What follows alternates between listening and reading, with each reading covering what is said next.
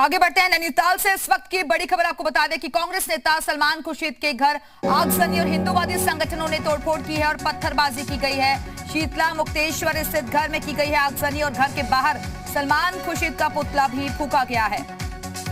तो हिंदूवादी संगठनों की नाराजगी देखने को मिली है।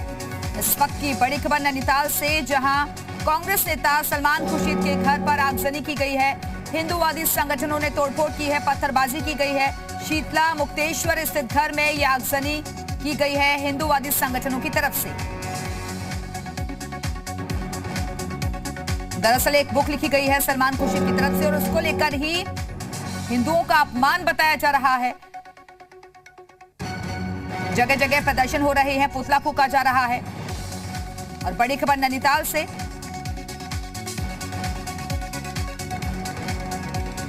हिंदूवादी संगठनों ने तोड़फोड़ की है, आगजनी की गई है, पत्थरबाजी की खबर मिल रही है। शीतला मुक्तेश्वर स्थित घर में आगजनी की गई है।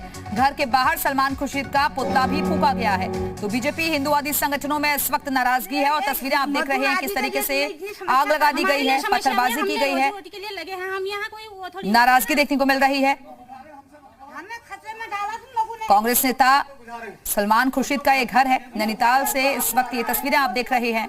शीतला मुक्तेश्वर स्थित घर में आगजनी की गई है। सबसे पहले एक्सक्लूसिव तस्वीरें आपको दिखा रहे हैं। दरअसल एक किताब लिखी गई सलमान खुर्शीद की तरफ से और उन्होंने आईएसआईएस के साथ, बोको हराम के साथ जिस तरीके से हिंदुत्व की तुलना की, उसके बाद लगातार निशाने पर आ गए हैं वो बीजेपी के हिंदूवादी संगठनों के।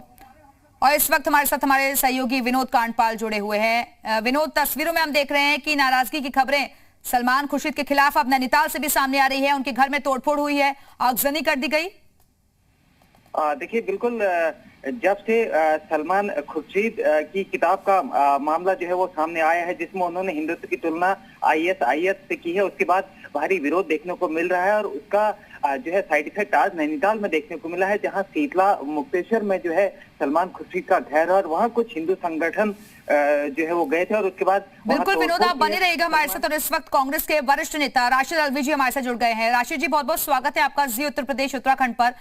सर, तस्वीरें हम देख रहे हैं कि नैनीताल से खबर है जहां सलमान खुर्शीद के घर पर आगजनी हुई है, पत्थरबाजी हुई है। जो किताब उनकी तरफ से लिखी गई उस पर विवाद अभी तक थमा नहीं है। देखिए, दुर्भाग्यपूर्ण है। लोकतंत्र के अंदर हिंसा की कोई गुंजाइश नहीं है। इसका मतलब है कि सलमान खुर्शीद जो कह रहे थे वो ठीक कह रहे थे। नफरत की राजनीति देश को तबाह कर देगी। लगातार 5 दिन से मुझको भी थ्रेटनिंग कॉल्स आ रही हैं, गालियां आ रही हैं। क्या यही लोकतंत्र है? क्या भारतीय जनता पार्टी इसी तरह सरकार चलाएगी? सलमान खुर्शीद को भी लोग फोन पे गालियां दे रहे, उनको भी थ्रेटनिंग कॉल्स आ रही है। मेरी उनसे बात हुई। क्या देश इसी तरह चलेगा? क्या आदमी अपनी जबान बंद करके रख ले? क्या इस सरकार के खिलाफ कुछ नहीं कहा जा सकता है, नहीं बोला जा सकता है?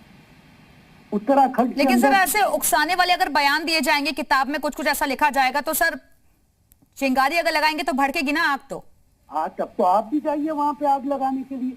आप लगाइए घरों में और कहिए क्या भड़काया था इसलिए आग लगा दी। आप अपने चैनल के सारे एम्प्लॉइज को भेज दीजिए। ये काम तो आप ही कर रही हैं।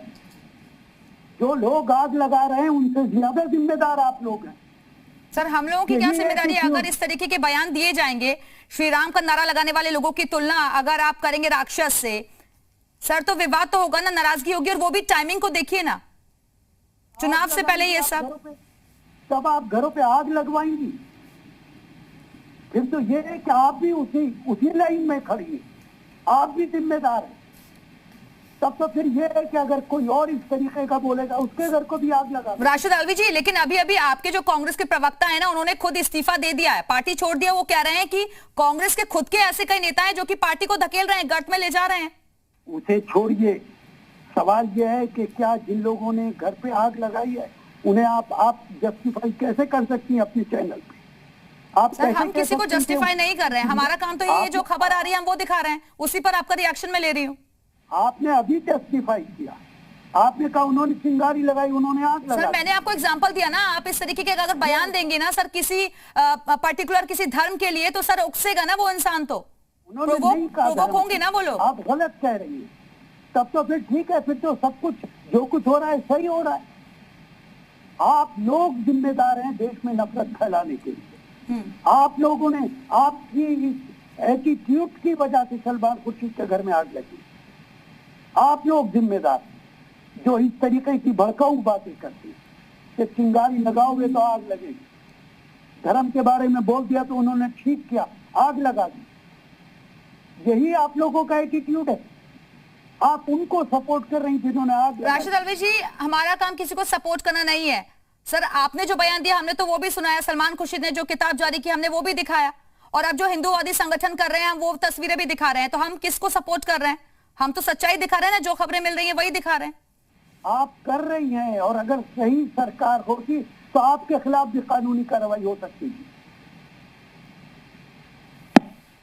चलिए, बहुत बहुत शुक्रिया आपका हमारे साथ जुड़ने के लिए। तो कांग्रेस के वरिष्ठ नेता राशिद अलवी साहब हमारे साथ जुड़े और मीडिया पर ही हालांकि वो सवाल खड़े कर रहे हैं, लेकिन ये एक्सक्लूसिव तस्वीरें अपने दर्शकों तक पहुंचा रहे हैं क्योंकि विवाद अब बढ़ता हुआ नजर आ रहा है। शीतला मुक्तेश्वर स्थित घर में ये आगजनी की गई है। हिंदूवादी संगठनों ने सलमान खुर्शीद के घर में आगजनी की है, पत्थरबाजी की गई है, तोड़फोड़ कर दी गई है। और इस वक्त बीजेपी नेता अनिला सिंह जी हमारे साथ जुड़ गई हैं। अनिला सिंह जी, अगर किसी बात को लेकर नाराजगी है, विरोध है, तो ये किस तरीके का गुस्सा है जो कि आगजनी की जा रही है, सलमान खुर्शीद के घर पर पत्थरबाजी हो रही है? कानून व्यवस्था को अपने हाथ में नहीं लेना चाहिए, और सलमान खुर्शीद जैसे जो नेता हैं उनको अच्छी तरीके से उत्तर देना भारतीय जनता पार्टी को आता है। परंतु मुझे लगता है सलमान खुर्शीद ने अपनी जो भी चीजें लिखी किताब में, उस पर कहीं पे कोई भी अफसोस नहीं जताया, और उसके ऊपर हमने देखा कि उनके और भी नेता राहुल गांधी सहित आकर उनकी वकालत करने लग गए। तो 80% हिंदू रहता है मेरे देश में। हो सकता है कुछ लोगों की भावनाएं इतनी ज्यादा आहत हो गई हो कि भाई आप हमको बोको हराम बता रहे हो, आप हमको आईसिस बता रहे हो, तो कई बार गुस्सा फूट पड़ता है। परंतु मैं निवेदन यही करूंगी आपके चैनल के माध्यम से कि कानून व्यवस्था को अपने हाथ में मत लीजिए। बीजेपी सक्षम है ऐसे लोगों को ठीक तरीके से उत्तर देने के लिए।